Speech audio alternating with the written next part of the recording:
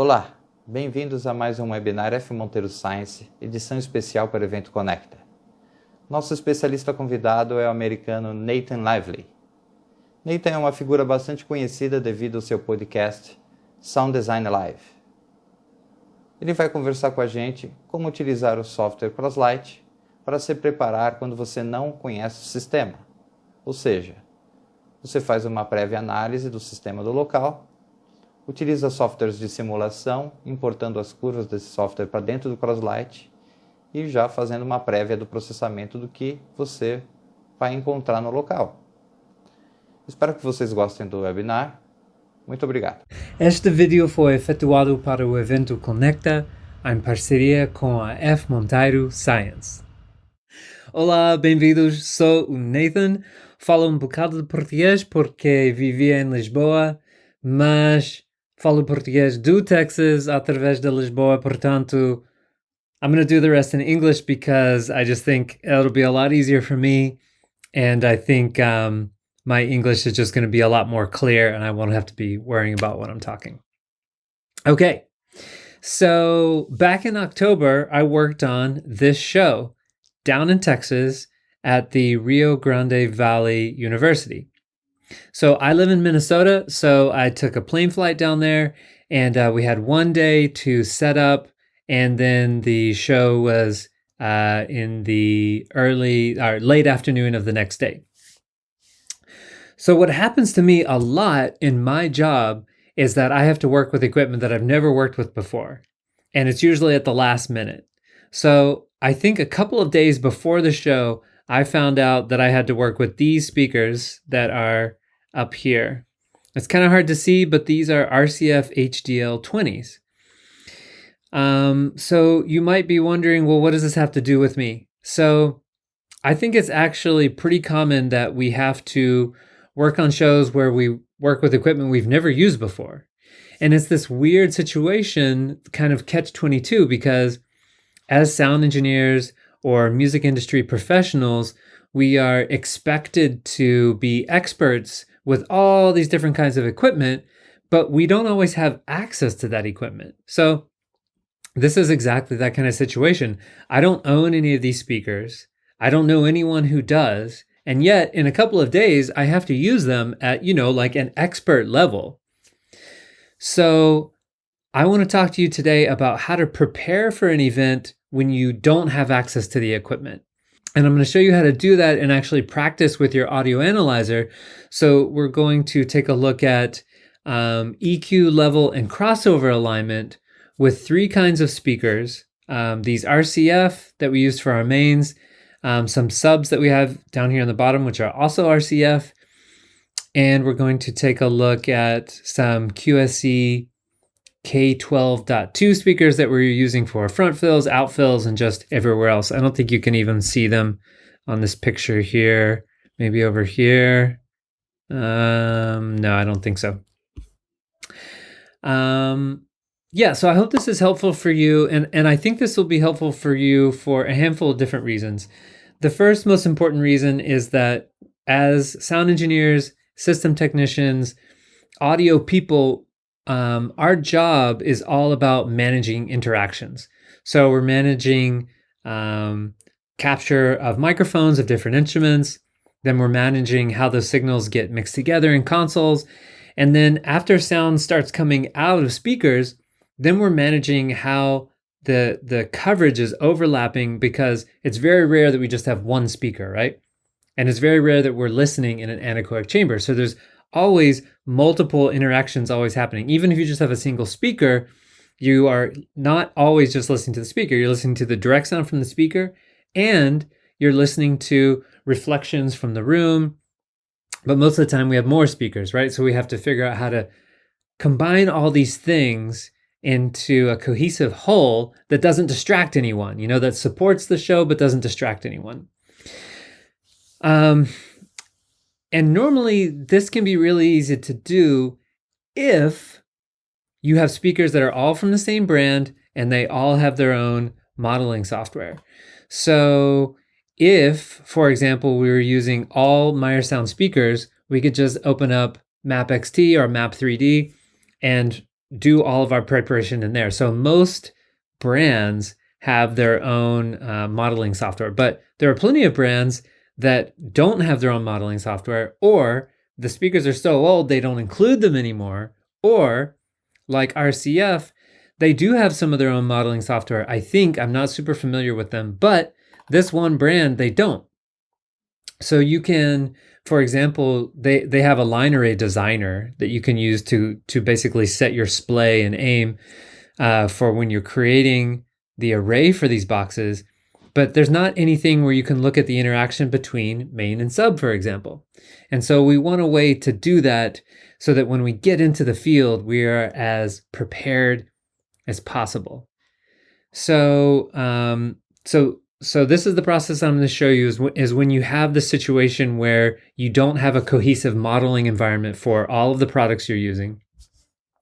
And then what we're going to throw into that mix is a product from even another brand. So even if we were using, say, a bunch of Meyer sound speakers and we could use Map XT, then if we throw in a QSC speaker, like there's no way to integrate that, right? And there's no way at least to integrate that and look at everything that we look at on our audio analyzer, namely magnitude, phase, and impulse response. And so we want to be able to practice with those so that when we get in the field, we're not confused, we're not making mistakes, and we can make decisions really quickly. Let's see if there's anything I forgot. Okay, and the last and maybe more important thing right now is that we want a way to be able to practice this stuff at home. If we really want to get good, the only way to do that is through practice. It's not reading magazines, it's not watching videos on YouTube, it's not even taking courses. And I'm saying this as someone who sells online courses.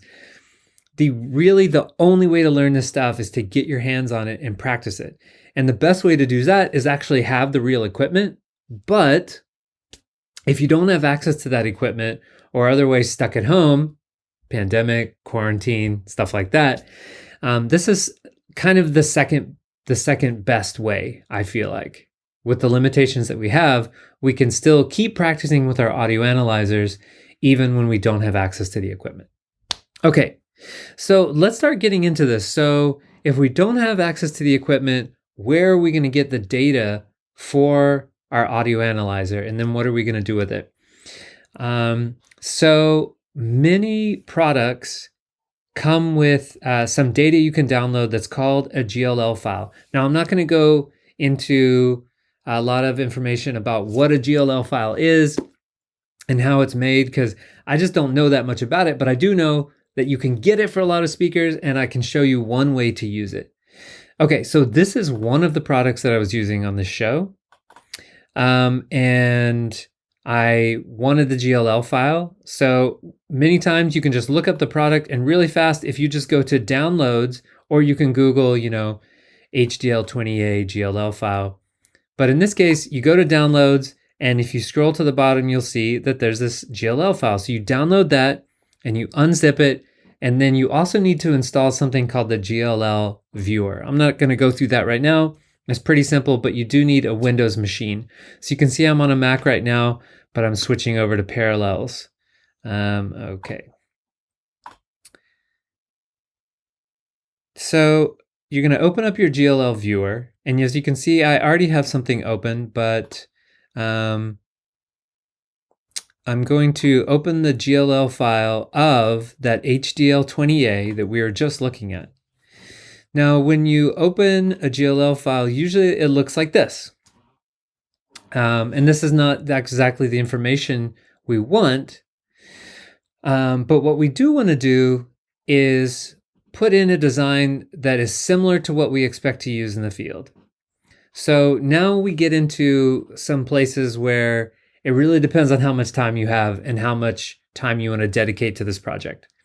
If you have lots of time and you want to dedicate lots of time, then I recommend that you go through and look at all of these potential settings here and make a bunch of different exports.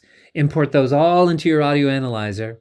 And then when you get into the field, you'll be ready for anything, right? In our case, though, we're going to pretend like we have a little bit less time. So in this one just practice session that I'm going to do with you here today, I'm going to just export one thing. So I want that one thing to be as close to the system I'm going to use on the show tomorrow as possible. So we're pretending like, even though I've already done the show, we're pretending like I'm preparing for it tomorrow. So I actually put together a configuration already, and I'll show you that now. So you can save and open configurations. Here's my configuration. So this is the actual array, one of the arrays that I used in the field. And it's very similar to the way I originally designed it. But I've got my splay angle set here. I've got the number of boxes set here. And then the only other thing I needed to do is change this preset.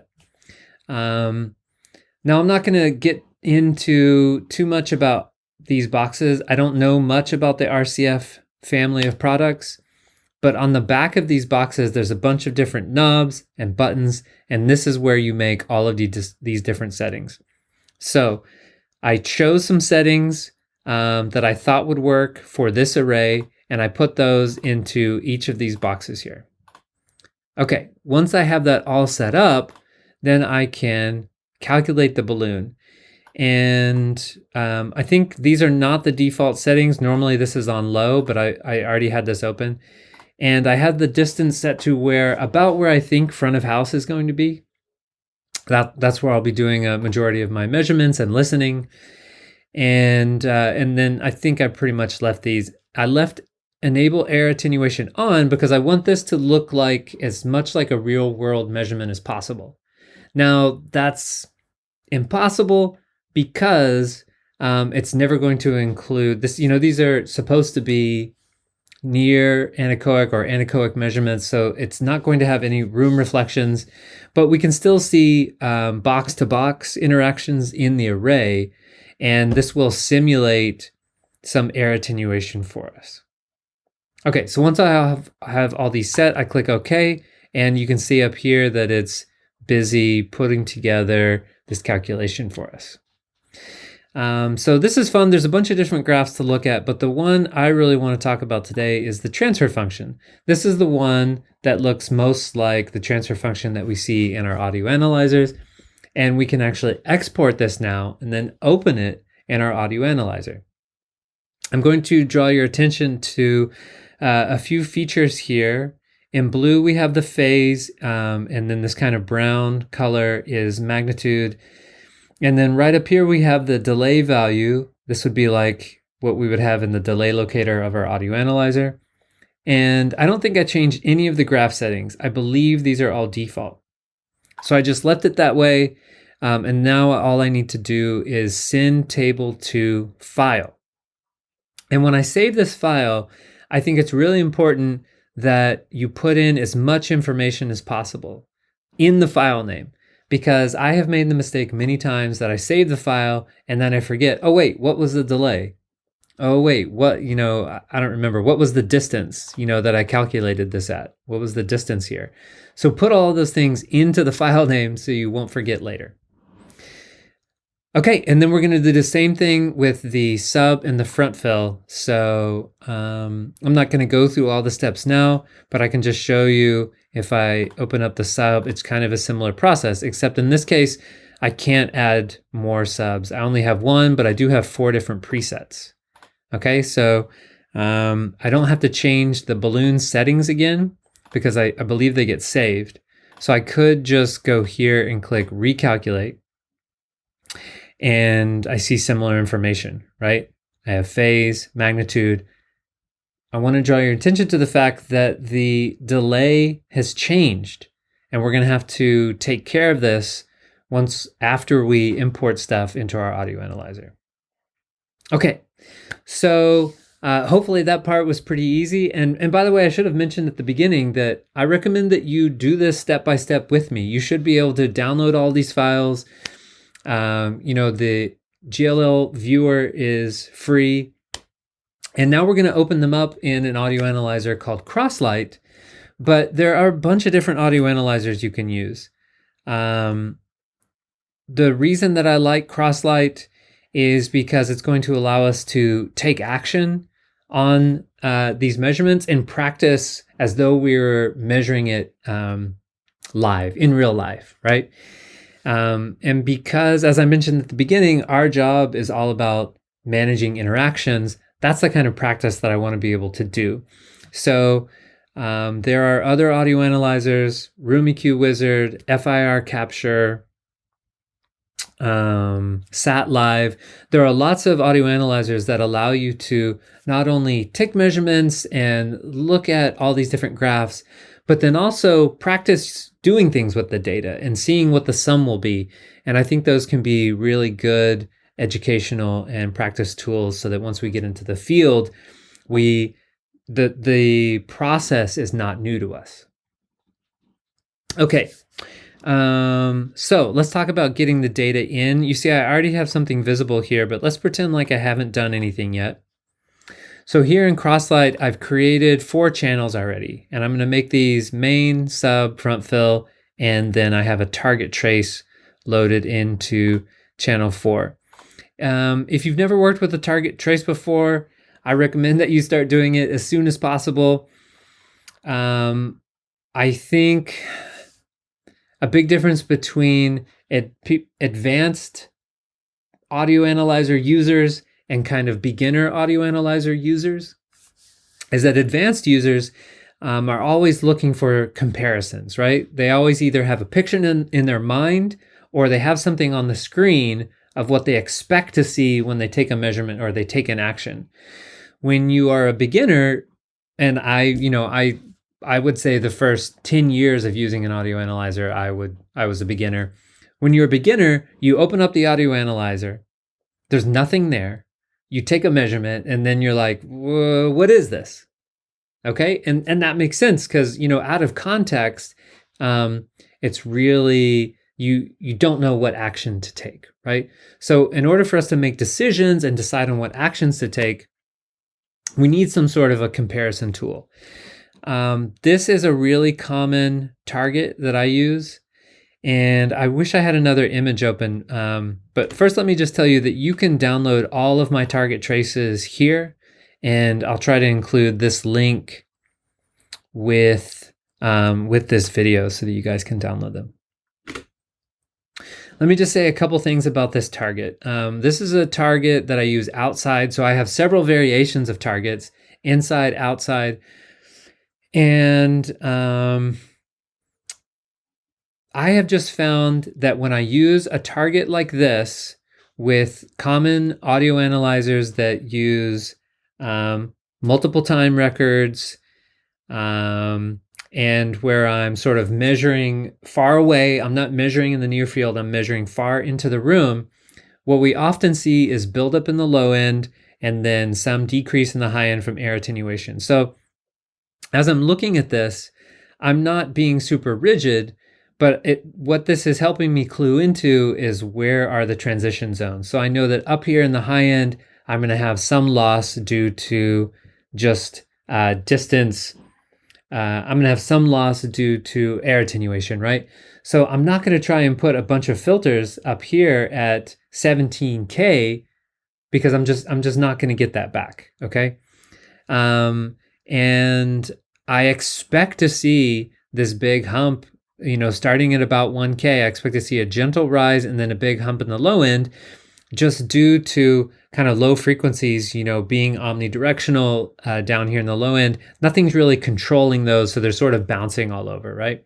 So we're getting lots and lots of room gain we're getting lots and lots of room gain in the low end. The mid-range kind of stays about the same, and then we have air loss in the top end. And yes, I said room gain, but we are outside, but you still get, quote unquote, room gain from floor bounce. Okay, so I know that was a really fast explanation. I have a whole other workshop about EQ where I talk about this more, but I didn't want you to kind of go into this without knowing anything about why I use this target trace. Okay, so those are the channels. That's my target trace.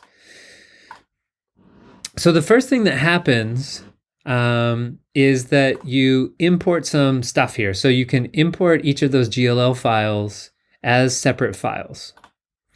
And that's what I'm going to do here. So I'll show you the original data. So here is my main. And then here is my sub. And let me make sure I'm showing you the correct original data. There we go. Okay. And now I'm going to talk about some timing stuff that can be a little bit confusing and kind of a hassle, and you don't have to do it. But if you want to, let me tell you why you might want to do it. If you go to the trouble of fixing this timing data that I'm going to talk about in a second,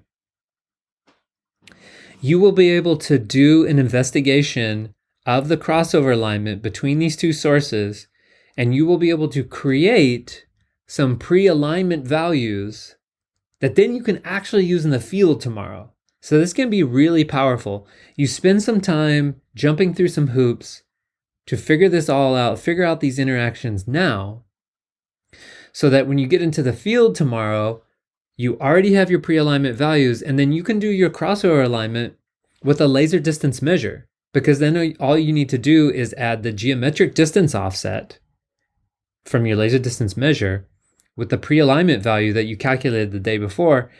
And it's the fastest, most foolproof, most reliable crossover alignment method that I know of. I've tried a bunch of different ones. I have an article, a super long article about all the different ones that I've tried. And this method, the relative absolute method, is the only one that I found that really works. So I'll talk a little bit more about that later, but I just wanted to tell you that if you start getting annoyed and lost in this next section where I'm just talking about fixing these little alignment problems, just realize that you can skip over it if you know it annoys you. It's not a big deal. Okay, so let's dive into this a little bit. So here's the situation. When I exported this GLL file, this GLL viewer doesn't know the difference between one GLL file and another, or it doesn't care that I exported one GLL file at one delay value and then it opens this other one. As far as I know, there's no way to synchronize these. So I've put these into a little document here just to show you. My main exported at 58 milliseconds and my sub exported with a delay of 56 milliseconds. So I have other videos about this, and so I'm not going to get too much into the explanation right now, I guess. But the thing to keep in mind is that these are the delay locator values. So this is actually the delay on the reference signal used to create these phase values that you see on the graph. That's important because in this situation, we see that there is a difference between these two delay values of 2 milliseconds. And so you might think, oh, to make these aligned, we need to add 2 milliseconds to the sub because we want it to be 58 milliseconds. But since these delay values are actually on the delay locator, we need to reverse them and we need to put them here. Now, if you're using Rumi Q Wizard, you can actually change the delay locator after the fact.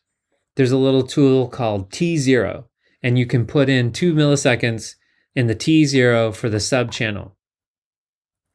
But in Crosslight and most other audio analyzers, it does not want you to mess with that. That's because things can get really confusing if you start messing with that. So what you're going to do instead is just put that delay in the opposite channel. So I know it's a little counterintuitive, but this is what I ended up doing. So in Crosslight, for example, we see, oh, okay, we want our our measurements to be synchronized as though they were measured equidistant and with the same delay locator values. So what you would do is put 2 milliseconds of delay in this channel.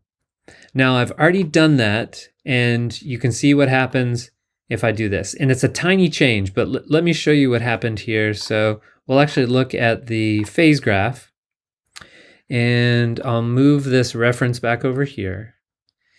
So let me zoom in a tiny bit.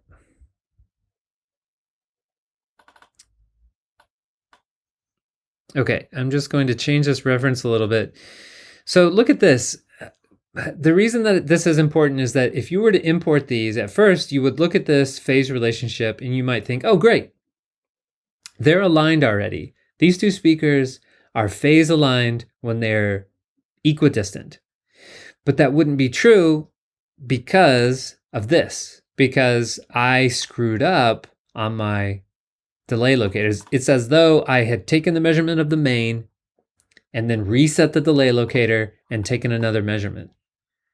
So this is a little bit misleading. So what we need to do then on the main is add 2 milliseconds. And that's going to make them even farther apart. So they're still close, probably close enough. You probably don't need to worry about it that much. But I think we can do a little bit better here in terms of the alignment. Now you can see that it looks like their slopes are aligned, but I'm jumping ahead of myself. First, we just want them to be aligned as though they were measured with the same delay locator values. So, okay, so I talked about how to do that. And what's nice about Crosslight is now to write these values, you can export the trace and then import it again. So you just right click up here and you choose export this data post, which means that it'll have all of these settings incorporated into it. And then you'll right click and import it again. So I did that a few times. First, I made it equidistant, and now we can take this delay out. And then I did a couple other changes. I added 50 milliseconds of delay because Crosslight doesn't like it. And in fact, the creator of Crosslight, Francisco, has informed me that it is not the proper way to store files to have the impulse response start right at the peak. And the problem, if I go back over here and show you, the problem is that the peak of the impulse response is basically cut off. So if I zoom in here, like we're missing a bunch of information. But if we add, oops, that's not enough. If we start adding some delay, now I can zoom out. And now we can see the entire impulse response. We have some information up here. So I added 50 milliseconds of extra delay to both channels just so that Crosslight would have plenty of room here to see the entire impulse response. So that's what I did here. So we can take out this extra delay. And as I'm going through each of these processes, just sort of like preparing the data, so making sure it's synchronized, Crosslight can see the entire impulse response. Each time I'm exporting it and then importing it again. And so that if I need to, I can always go backwards and see what I did before. And then the last thing that I did is I included a 111 dB offset. So let me go back to magnitude here. Why did I do that? So when you export these files from the GLL viewer, it is level in dBSPL. Now, normally when we measure with our audio analyzers, we try to center the trace around 0, right? So if I go over to channel 4 where my target is and we unmute that, then we don't even see it here because it's way down at 0. And if you look at the y-axis over here, we're way up at 122 because this is saying, hey, at calibrated dBSPL values, this is 122. So that's correct, but we want everything to like be in the same range so we can see it on the same part of the screen. So because my target is down at 0, what I decided to do is just offset both of my RCF traces down by 111 dB. So I'll mute this again. Let's go back to channel 1. Right, so this one should be at equal level, and the reason that we don't see it is because the sub is still showing its original value. So I did the same thing to the sub. So I'm not going to go through and explain it all again, but I basically went through that same process with the sub, and now I have pretty much the same information, except now it's aligned as though I'd used the same delay locator values. I put in the level offset so that I could set it up with my target. So now if we turn the target on, we should see that in the right place. Great. And then I also imported my front fill here, and I didn't have to do much to it except a little level offset. And this front fill, this QSC K12.2, let me give you some warning. So if you open the GLL file for this QSC speaker, this is what you're going to see. Let me hit the calculate button. Okay, this looks like a mess, right? We expect to see, let's just look at phase here. We're looking at phase here. This is not great. Let's look at something better.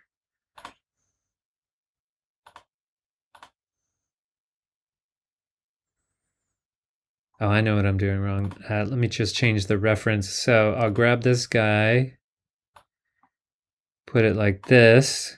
There we go.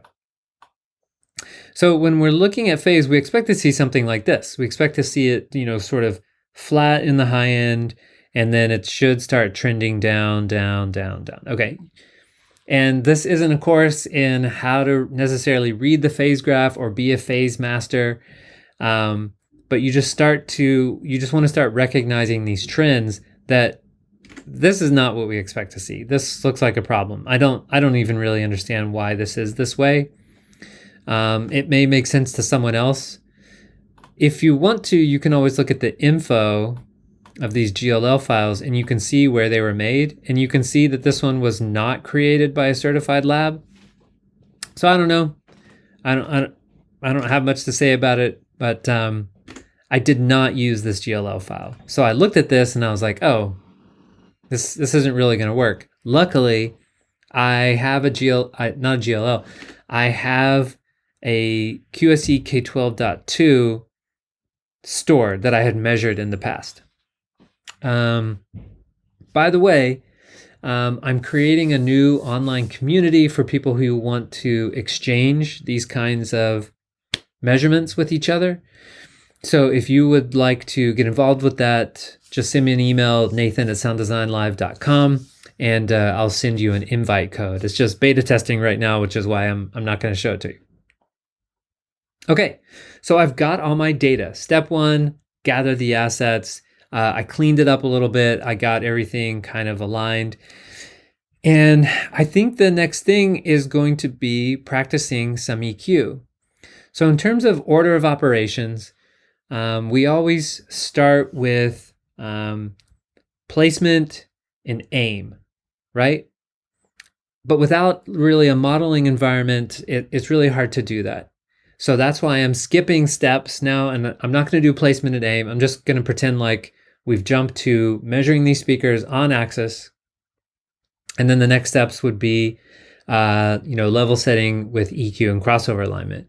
So you always want to do EQ first, because then the EQ is going to affect the level and also the crossover alignment, because anytime you insert EQ filters, that affects the phase, and it could also change the level depending on, how many filters you put in. Cool, so let's take a look at that. Now, I almost always start with solo elements, assuming that I have time. So let's mute these.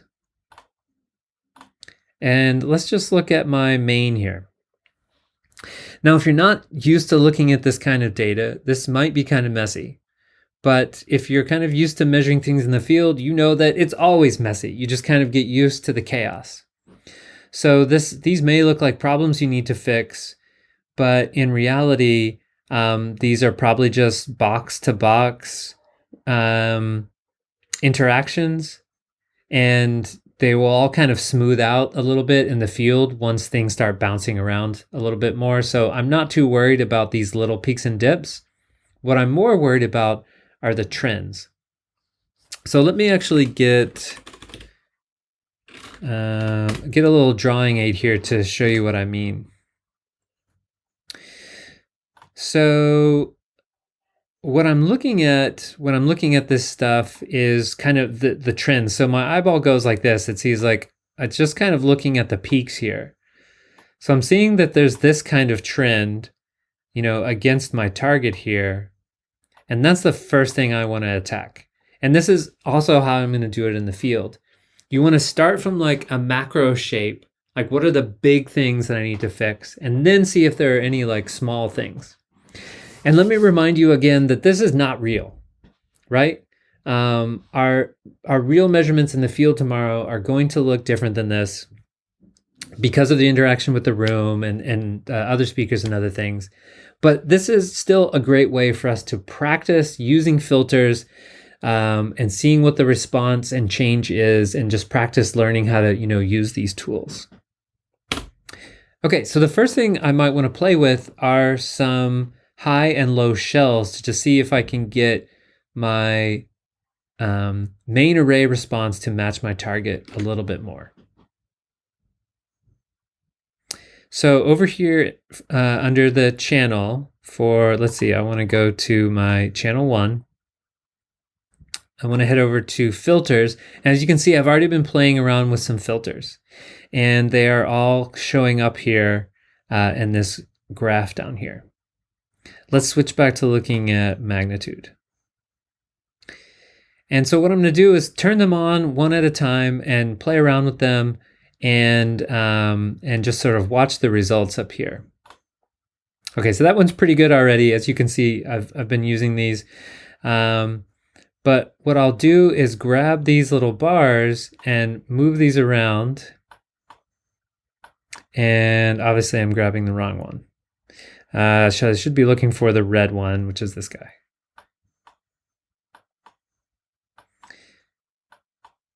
Okay, so our goal is to be fast with EQ. And so while this is fun, I just want to remind you that ultimately we're doing just sort of eye training here, so that we see, oh, when I use these settings over here, low shelf at this frequency with this gain and this bandwidth, this is kind of the result that I get. So I'll sort of like take this in and out and see if I like this change, okay? And I'll see that if I move it up a little bit, maybe I'll get this peak. Okay, so I'm happy with that one. And then I might also try a high shelf. And it's nice that we can see the work that the shelf is doing here, and then we can also see the result related to the target up here. And let's see, this one is this guy here, this kind of brown color. And I might think, let me see if I can get this peak here. But if I move down, I'm also pushing all of this stuff down, and I don't want to lose too much of that. So let me try to find a happy medium here. And then let me see if I can, this last peak is really narrow, and this probably isn't something that I would go after in the field, but just to practice, I might try putting in a little filter here. So I know this is going to be very narrow. It's probably something like 0.1 bandwidth or something like that, but it's still good practice. So I could just put it in and see the result. But another way to do this would be to actually store this as a memory and then draw on top of it. So let me see if I can do that without screwing up.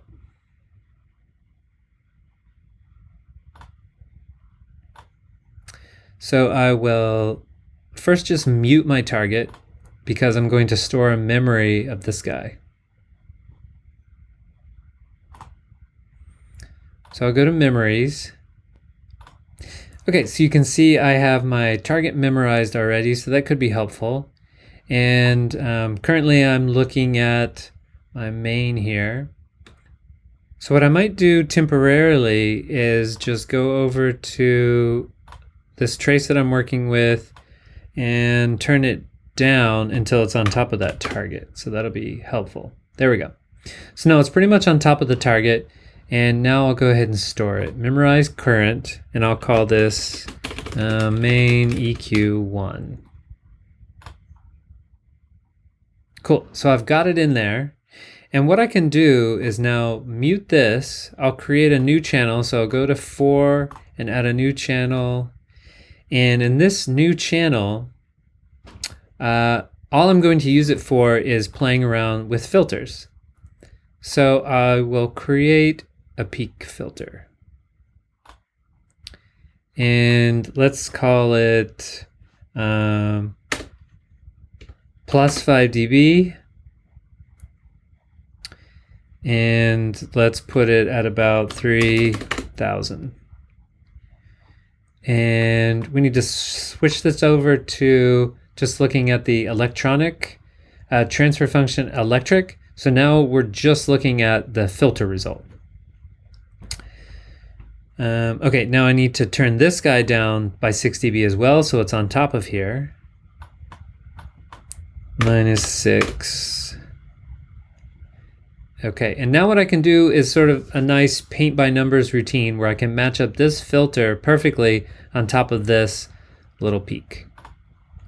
So I wonder if I can do it here. There we go.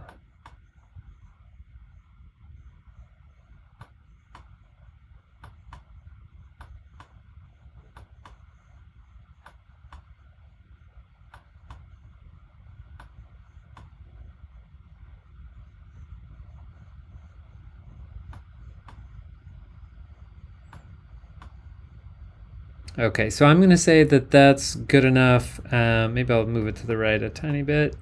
Okay, so I'm going to say that that's good enough. And there's no way to automatically copy this over to another channel as far as I know. But what I can do is just take a quick screenshot. And I'll just pop this on top of here. I'll close my memories for now. And I'll mute this channel. And I'll head back over to channel 1. And remember, I put in this offset. So let me take that off and I'll unmute this. And I want to look at, I want to change everything back to the way I had it basically. So I'll unmute the target as well.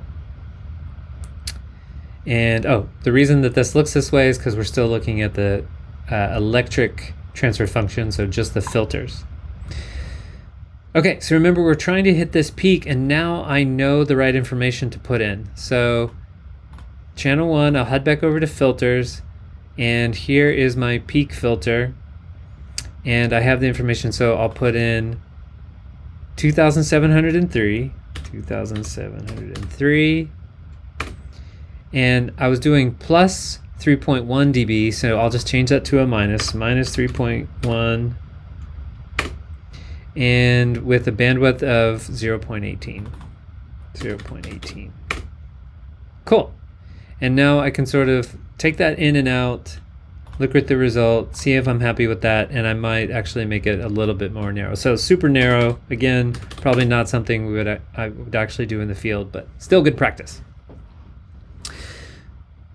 Okay, so I'm gonna call that done. Just 3 filters, and for me, just, now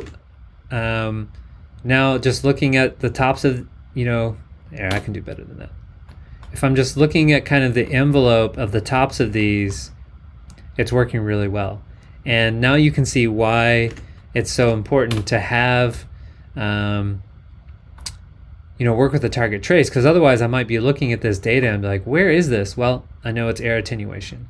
And I might be looking at this stuff down here and be like, oh, I need to EQ this out. I need to push all this low end down. I'm like, well, no, that's kind of natural because of the room gain, right? Okay, so I'm going through and doing solo channels first. So I've done my main, so I'll mute that, and now I'll go over and take a look at my sub. Now this is really smooth data, and this is from a GLL file, so there's not much to work with here, right? I don't think I'm not gonna do any EQ.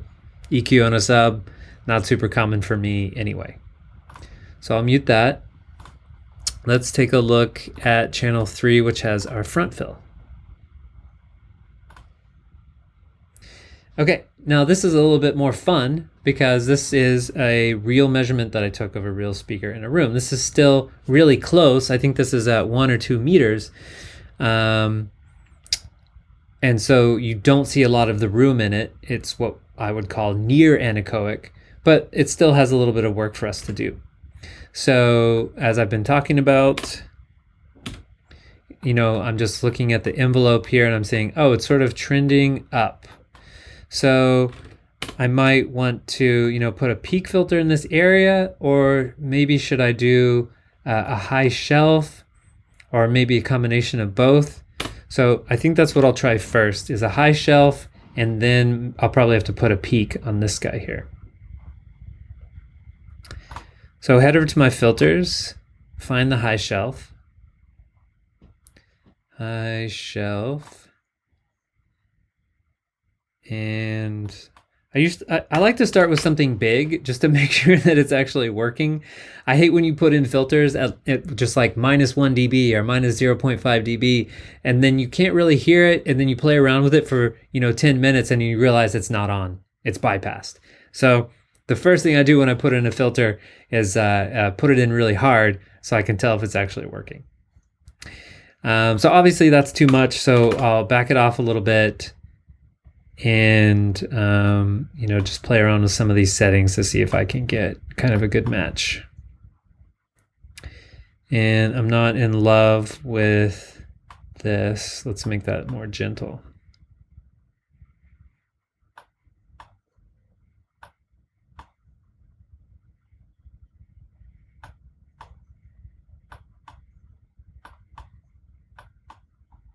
And now I'll take it in and out, see which way. Now I don't like that I'm losing all of this, so I need to back this off.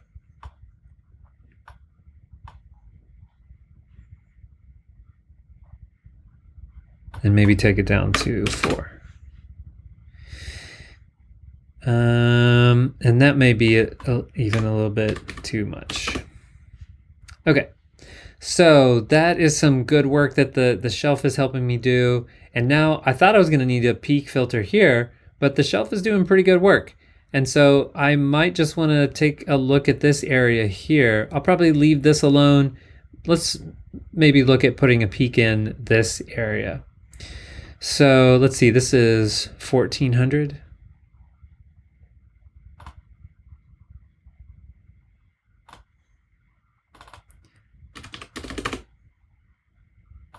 So again, go in hard, make sure that it's working.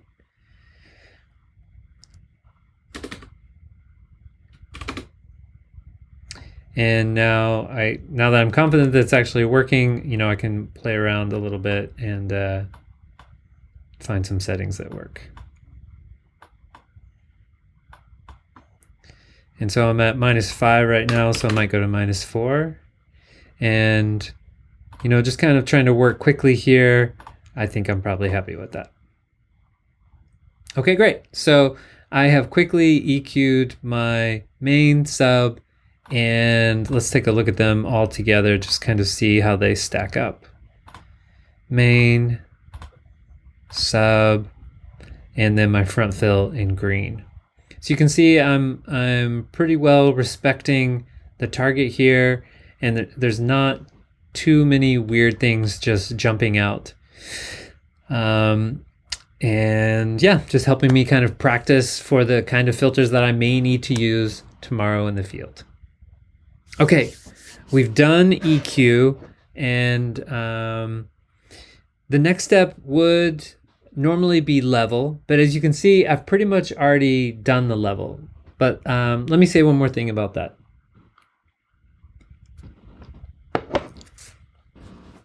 One thing I can do, since I exported my sub, my main and my sub pretty much from the same place, right? They both came from GLL files. I took some care with the settings when I was exporting them. So I should be able to compare their levels a little bit. And the good news is that if I just mute my front fills for a second, the good news is that without doing anything, basically with just some EQ on my 8-box array here, and with a single sub, I know that they're level matched already. The sub is hitting the target, and so that's cool. There's not much I need to do. Now, if that wasn't the case, now I may have opened these up, and a lot of times what happens is, the sub is up here. And so then that's just going to give me some clues for tomorrow, and I think, okay, I got to watch out for this. When I measure this tomorrow, I might see that the sub is way too high, especially if I end up having more of them than just one. And so that's all I would do in the level setting process here, is make sure that main and sub are hitting the target basically through their operating range. And then I would do the same thing for this front fill here.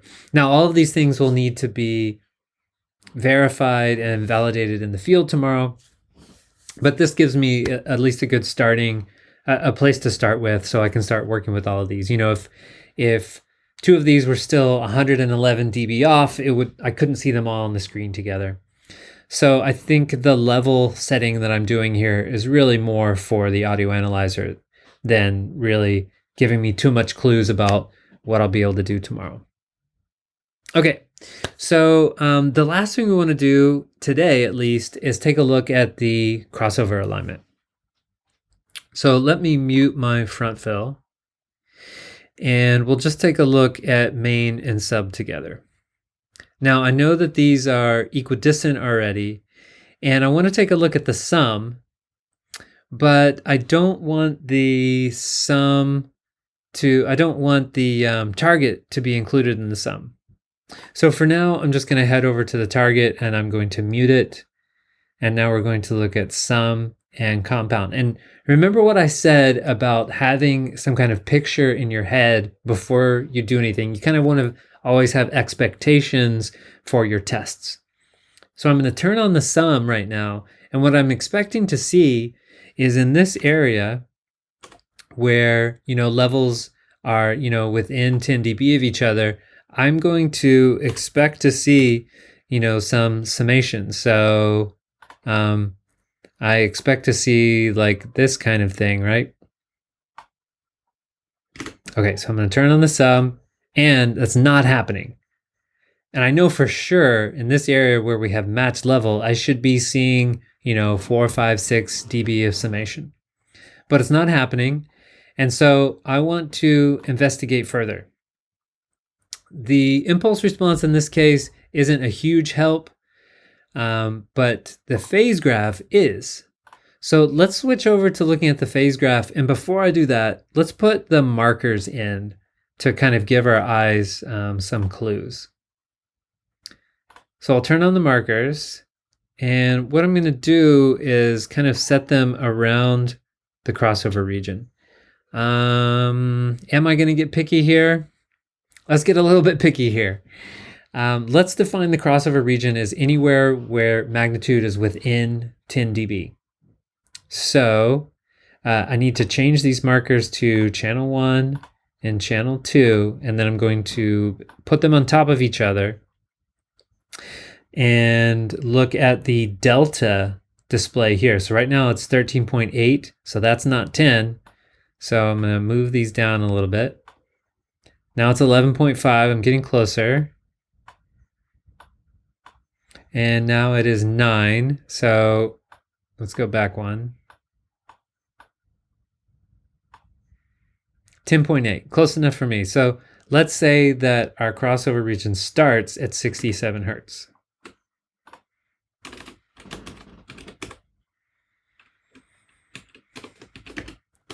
So from 67 to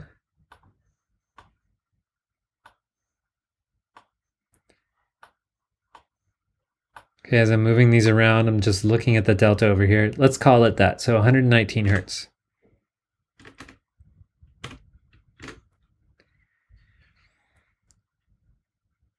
Okay, and now what I'm going to do is set these crossovers just as visual aids in the right place. So at 67 and 119.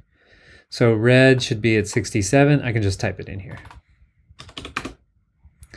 So when I switch over to the phase graph, this is kind of the area that I'm most concerned with. This is where I have the biggest opportunity for reward, which is summation, and the biggest risk, which is cancellation.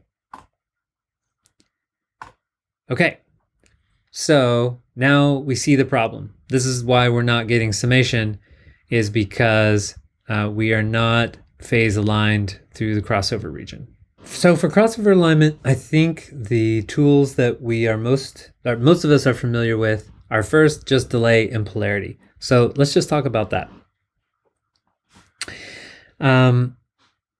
Again, this is not going to be a class on really reading the phase graph, but I can just tell you that the first thing that I see is that it looks like to me that this red trace here, which is our main, is steeper than our blue trace. Or if they're the same steepness, at least they're not on top of each other. And since the blue one is above the red one, I notice if I start adding delay to the sub, this blue guy, that it'll start bending down. And that's what I want. I basically just want the pictures to match. So if you didn't know anything about crossover alignment, you could still give this tool to someone and you could just say, make changes until the pictures match. At the beginning, that's kind of all you need to know, and you can play around with it. So let's do just that, just so you can see some of these changes here. So I'm on channel 1 right now. I want to be on channel 2. And let's try adding a little bit of delay. So I'll add 1 millisecond. Okay, there we go. It's going in the right direction. And I'll just put my cursor here, and I'm going to click up on the arrow key and down so you can see it change.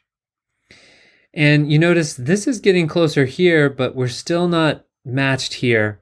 So let's keep playing with this. I'm going to keep hitting the up arrow key. And okay, looks like there's never quite one place where we can get, completely matching pictures here. So somewhere in between 4 and 5, we could call this the happy medium where we're a little bit off here, we're a little bit off here, but through here, it might be working. So this could be one solution. And now at the same time, we could be looking at magnitude and phase at the same time. And I can turn on sum and compound, and now we see the sum. So now the sum is doing a lot better, right? Remember before, we didn't have any summation here, right, where we're level matched. Again, just focusing mainly in the area between our two cursors here. Now we can make some little changes and we can see how the sum changes. I know there's a lot of stuff on the screen here, and if you're not used to looking at crosslight, then this is probably making you angry. It's a little bit hard to see, but don't worry. I'm going to change it back to a single graph in a second. But for now, if you don't mind trying to look at this, I want you to watch how this black sum trace changes and look underneath and look at this phase graph in between here.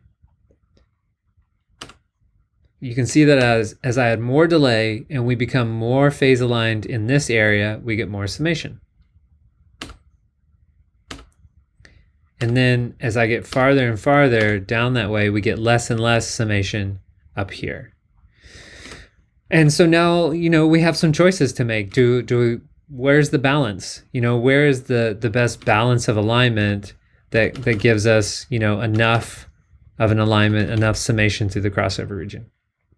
I don't know what that answer is for you, but, we don't want to be too picky here. We don't want to, lose our entire lives over just looking at this. So generally, as long as you are within 60 degrees of phase difference through the crossover region, you should be fine. By the way, this blue thing here is an error. You may remember. Oh, I don't have it open anymore, but you may remember when I opened the GLL file, there was this weird thing here. I think that's just an error in the GLL. So try to ignore that. Let me change this back. No, that's fine. So this could be a solution. And so we could then store this to a memory and then go and try some more solutions.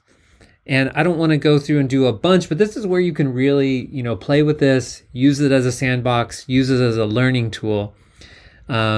So you would go up here, go to memories, and then you could store this current one. You probably want to switch back over to the magnitude graph. And I'm not going to go through that now. I do that a bunch in other videos, but I just want to show you how you can keep exploring here, because I think that's the most important takeaway from this practice that I'm doing with you is how to practice at home. Okay, so another option might be to invert the polarity and then use a slightly different delay. So let's go back to, say, 2 milliseconds. And 1, oops. So if we go to 0, and then we go to 1. Now we can kind of use our arrow keys to make some just coarse adjustments here. So it's going to have to wrap around. So what do I think about that? Well, I think I actually like that a little bit better. And when we look at the magnitude and phase, and we look at sum and compound, now this is where I would want to open up my memories, store this, and then I could compare it.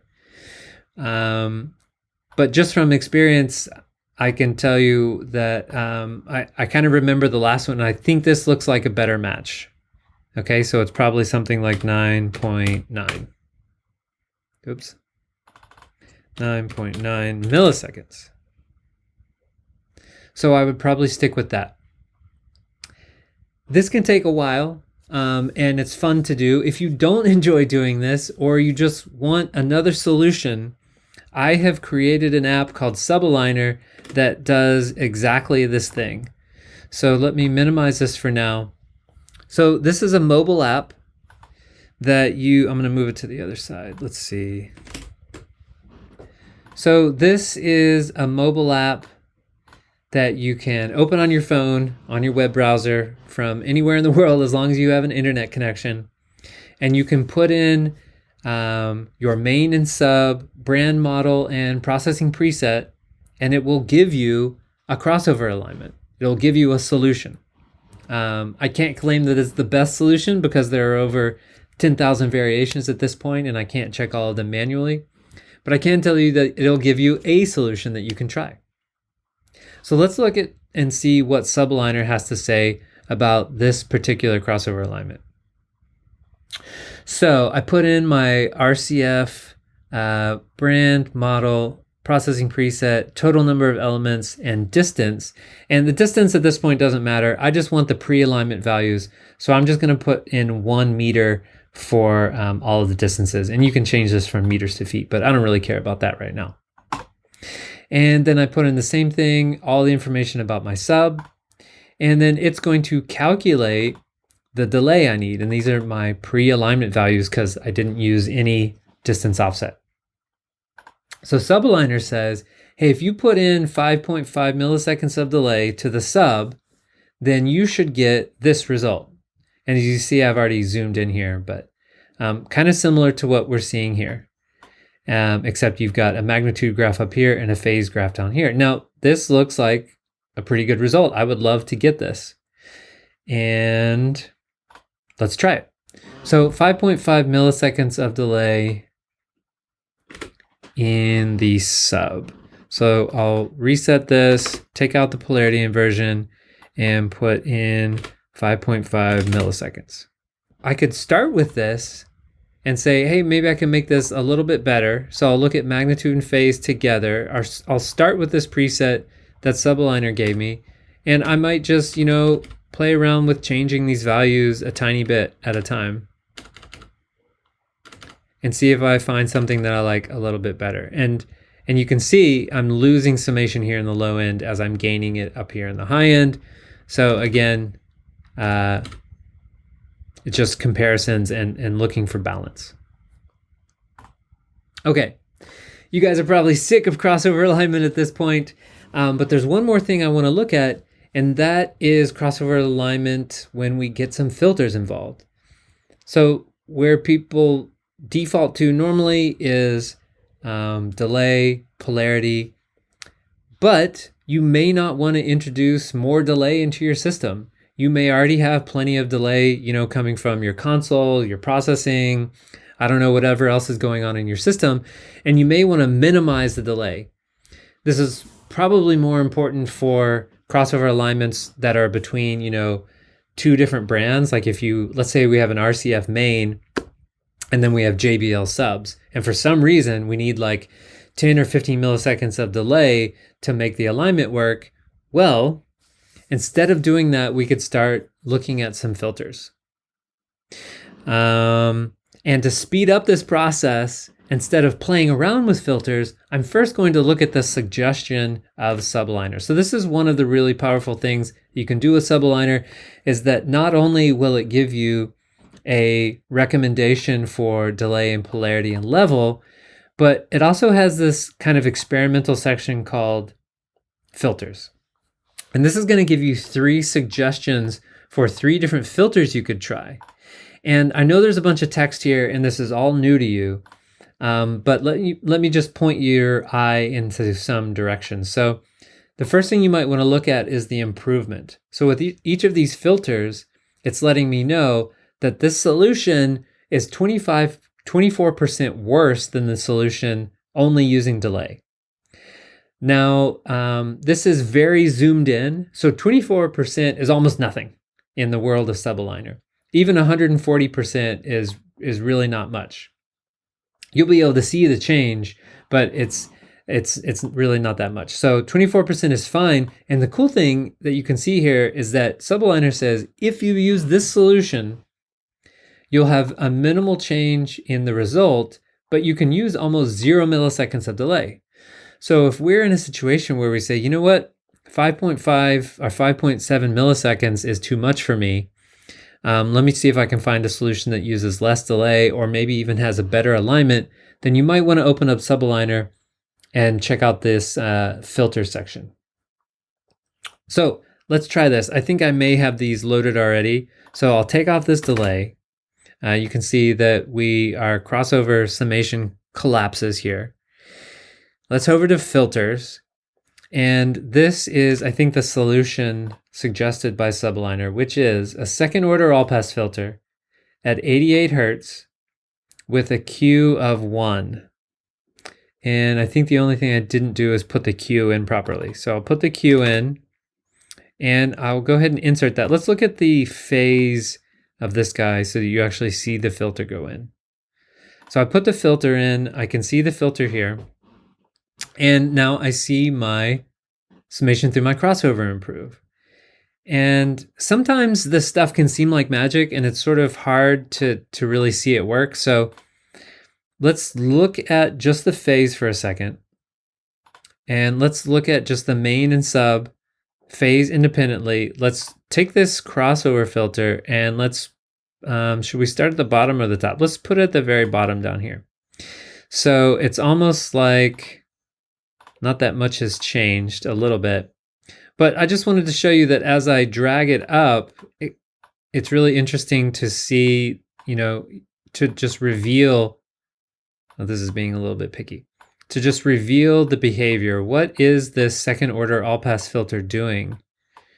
How is it achieving this alignment so that we don't have to use delay? So I just wanted to show you as I play around with this, we can see the phase alignment improve here.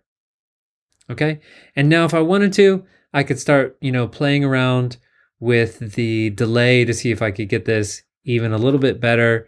So, what if I put in 0.5 milliseconds of delay and then I went back and adjusted this filter a little bit more?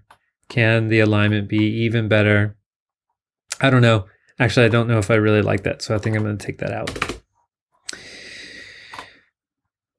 And let's put this back to where it was.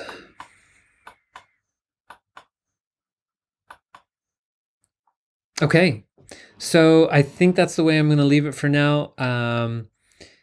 Another important thing, of course, is whether or not we're going to even have some output processing on our show tomorrow where we have access to all pass filters, because many times maybe we don't.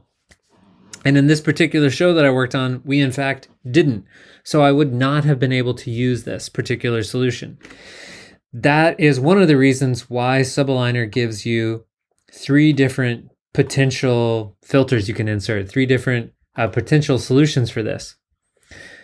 I have noticed many times all of the solutions are all pass filters because it has second order all pass filter on sub, and then it gives you a solution on the main, and then it gives you a first order all pass solution on the main.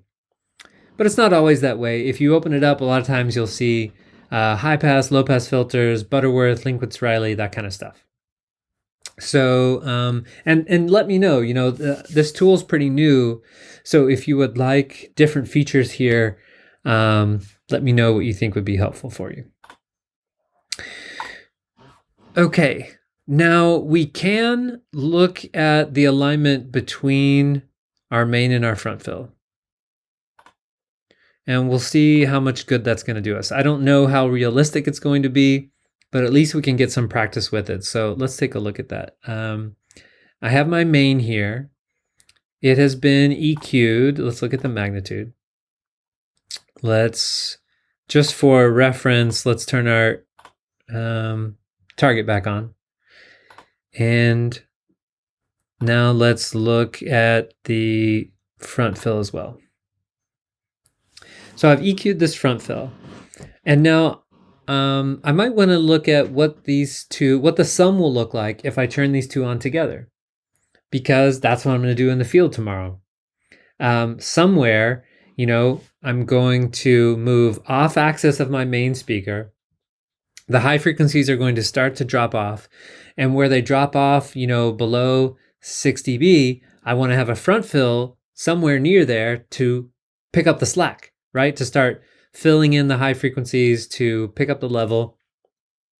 And so I'm curious how these two speakers are going to add up together, especially in this high frequency region, which is what I'm generally concerned about when it comes to front fills, out fills, especially your smaller format boxes.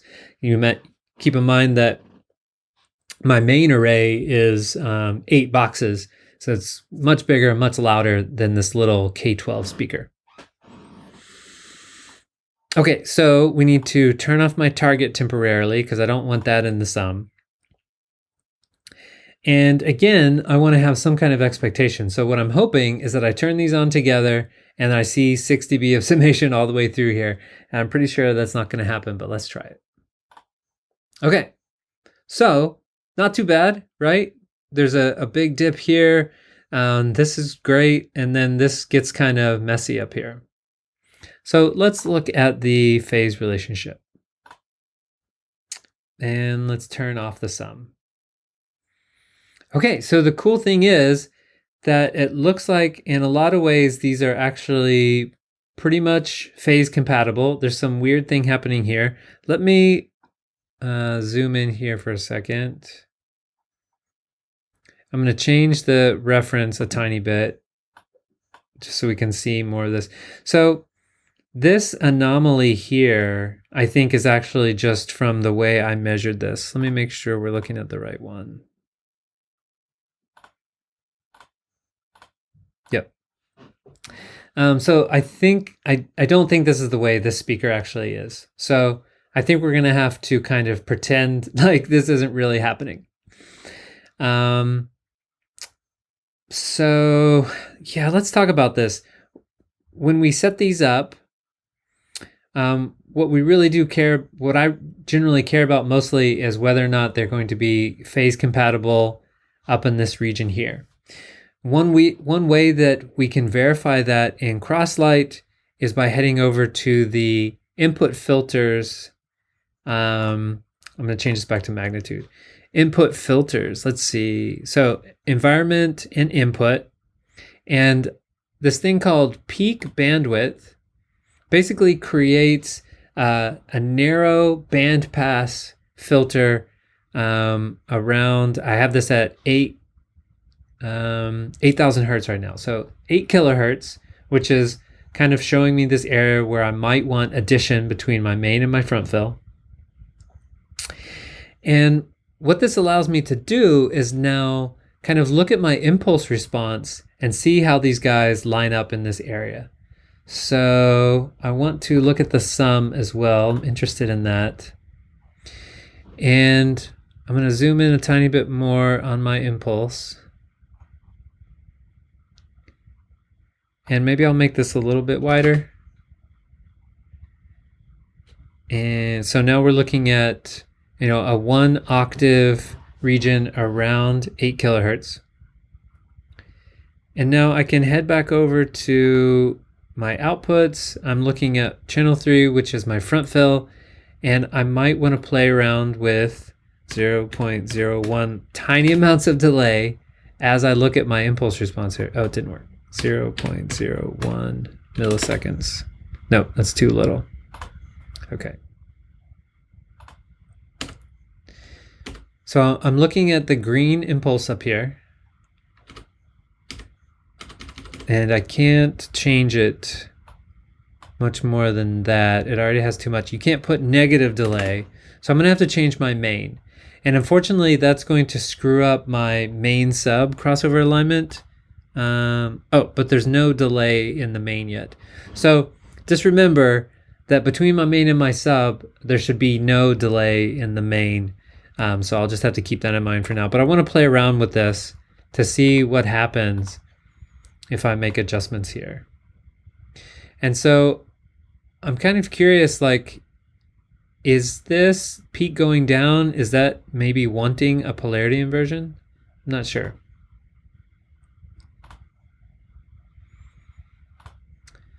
So I see that when I get these peaks lined up, it looks like I have, better summation here.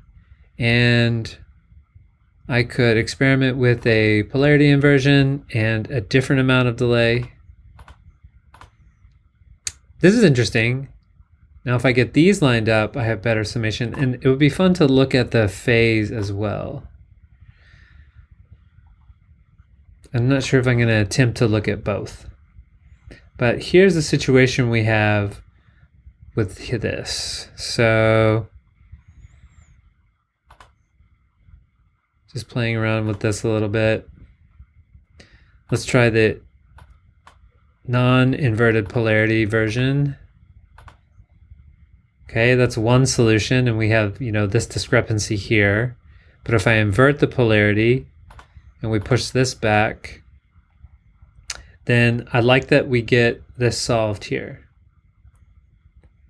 Okay, going back to magnitude, looking at the sum, and I see that I have, pretty good summation through this area.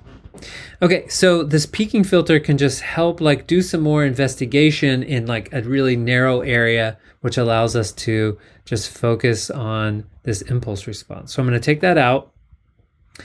And we can see that, it worked. Now we have summation up here in the high end where I was hoping to get it. And we've moved the problem, right? There's no free lunch. You're always just sort of shifting problems around.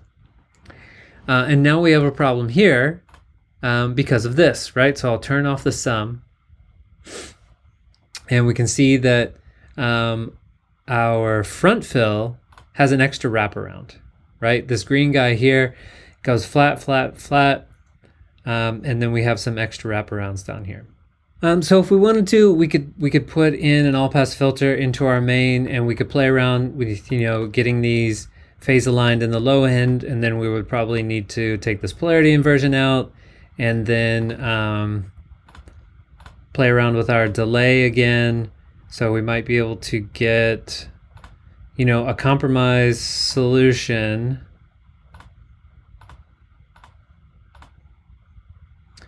Something like this, where we are phase aligned in the high end and the low end. And then we might get something like this, where, there's going to be this little problem here and here. But now we have summation all the way through the operating range, which is pretty cool. Normally, I wouldn't waste time on that, though. When it comes to mains and front fills, it's kind of a Bambi versus Godzilla situation. Everyone is hearing the mains, and the low end is big, and there's all this room gain and low end buildup. And when it comes to the low end of the front fill, it's just not as important. Less people are affected by it. Less people are going to hear it. Some people like to put in a high pass filter on their front fills and roll it up real high because you don't need those low end. But I generally just don't mess with it, and I don't worry about it. I worry about phase compatibility here in the high end and getting them time aligned. But when it comes to low end, I don't worry about it. But if we're just being picky and playing around, this is a fun thing we can do. But now I've screwed up my main sub alignment. So if I wanted to keep everything aligned, then I would also need to put in the same all pass filter in my sub. But instead of doing that, I think I'm going to just bypass that all pass filter for now, get rid of the delay, and we'll just sort of leave this problem with the front fill for now. I've done my investigation. I know kind of about some of these pitfalls. And so tomorrow, at least when I get into the field, I have a much better idea of how this is going to play out than if I had done nothing. Okay? So the last thing I might do is I might look at all of these things together. So let's make sure that everything's unmuted. And I'm going to turn on my sum. And I'm going to turn the front fill down because yes, it's going to contribute to the whole tomorrow, but it's not as important as just kind of this main sub relationship. So actually, I might just want to look at these together for now, and then we can throw in the front fill later if we want. So let's mute the front fill for now, because what I might want to do is practice doing some input EQ. So I want to look at the sum and I want to look at the target, but I don't want the target to be in the sum. So what I can do is go back to memories. I can hide this guy, and now I can just look at the target with the sum without the target being calculated into the sum. Okay, so for this to work, I actually need to turn down my main and sub by 6 dB. So let me take a look at that. 1, so -6 and sub -6. Another way to do this would be to go back and just store another memory of the target at the right place. But this is just a quick workaround. Okay, so here's my combined trace of main and sub. And because I was so successful with my crossover alignment, now I have a little bit too much here. And so now I want to put in a corrective filter to sort of fix that. So I'll switch over to my input filters. And I might want to try a low shelf. So let's move this memory down here because the input filters are controlled up in this window. So I'll unmute this low shelf. And I want to set filters, and I can grab this guy and move him around. And I'm looking at the result here. I'm going to try and find a balance where I'm still hitting my, target shape here. And then I can bypass it, put it back in, and kind of make sure that I'm getting the shape that I want. Okay, and I could play around some more. If I want to play with my front fill, I think what I would do is probably turn off the sub and just focus on that relationship. So I might turn off the sub and, I turned off the wrong one.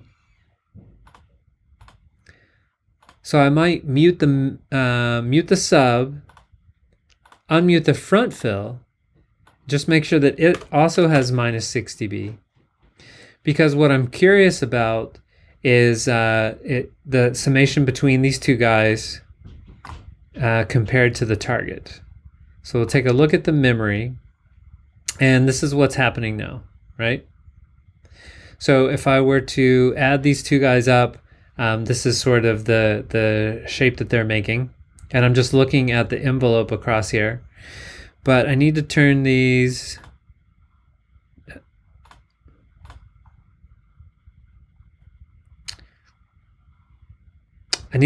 down even more. I need to turn both of them down by 12 dB to actually hit that target. So if I turn them both down by 12 dB, then they should add up to 0 like this and hit the target. And then there's not much EQ for me to do, right? So if I want to be, it looks like there's never going to be much. So these are summing pretty well, and this investigation that I'm doing is just telling me like, hey, as long as I get the solo elements EQ'd well, and then get them time aligned in the field tomorrow, there's probably not much I'll have to do in terms of combined EQ, but I should still look at it, and this is what I might expect to see in the field tomorrow.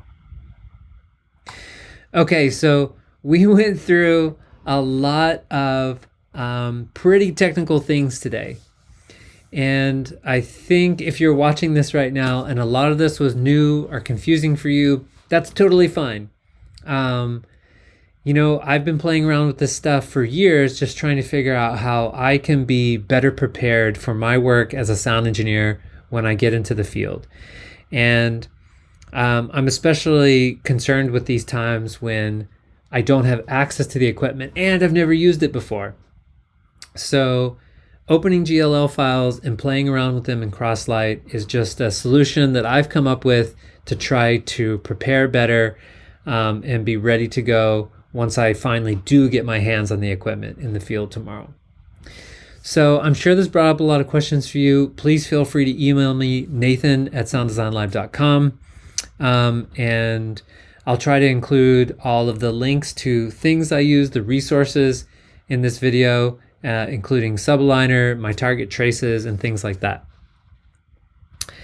And I'll tell you also another great resource if you're interested in this kind of thing is, and if you don't know anything about this, but you made it to this part of the video, then you're probably interested in this stuff.